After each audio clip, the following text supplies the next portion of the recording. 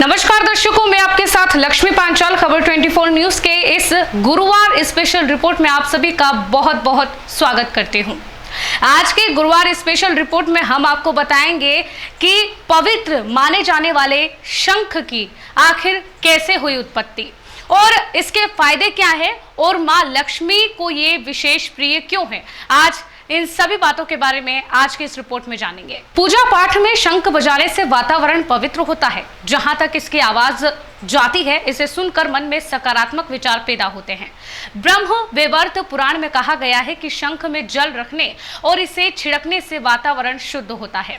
शास्त्रों में शंख को बड़ा ही कल्याणकारी बताया गया है। पूजा पाठ में शंख बजाने का चलन युगों युगों से चला रहा है। देश के कई भागों में लोग शंख को पूजा घर में रखते हैं और इसे नियमित रूप से बजाते हैं।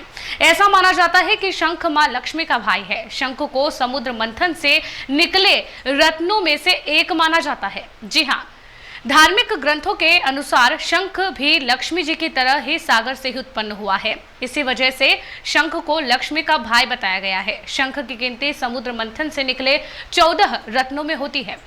शंख को इसीलिए भी शुभ माना गया है क्योंकि माता लक्ष्मी और भगवान विष्णु दोनों ही अपने हाथों में इसे धारण करते हैं।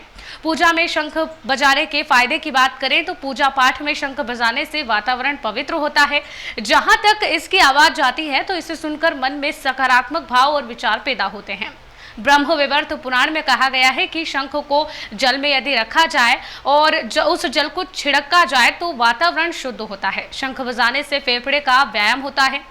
पुराणों में के जिक्र मिलता है कि अगर श्वास का रोगी नियमित रूप से शंख बजाए तो वो बीमारी से मुक्त हो सकता है। इससे वाणी दोष भी समाप्त होता है। शंख में रखे पानी का सेवन करने से हड्डियां मजबूत होती हैं। वास्तु शास्त्र के मुताबिक शंख में ऐसे कई गुण होते हैं जिससे घर में पॉजिटिव एनर्जी आती है।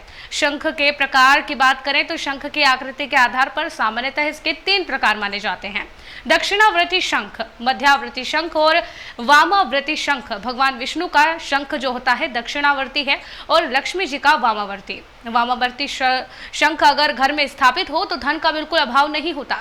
इसके अलावा महालक्ष्मी शंख, मोती शंख और गणेश शंख भी पाया जाता है। भगवान कृष्ण के पास पांचजन्य शंख था जिसकी ध्वनि कई किलोमीटर तक जाती थी। पांचजन्य बहुत ही दुर्लभ शंख है। कहते हैं कि महाभारत युद्ध में उसकी अपनी ध्वनि से पांडव सेना में उत्साह का संचार करने वाले और इस शंख की ध्वनि की जो संपूर्ण युद्ध भूमि में जो शत्रु सेना थी यानी कि कौरवों की सेना थी, इस शंख की ध्वनि से जो भगवान कृष्ण बजाते थे पांचजन्य शंख, उसकी ध्वनि सुनकर शत्रु सेना भयभीत हो जाया करती थी। तो शंख की कितनी पवित्रता है और कितनी मान्यता है और लाभ कितने हैं, उसको सुनकर के आप भी अपने घर में शंख अवश्य रखेंगे और शंख बजाना भी शुरू कर देंगे। हमारे आज के इस रिपोर्ट में फिलहाल के लिए इतना ही। फिर होगी मुलाकात ऐसे ही खास रिपोर्ट के साथ।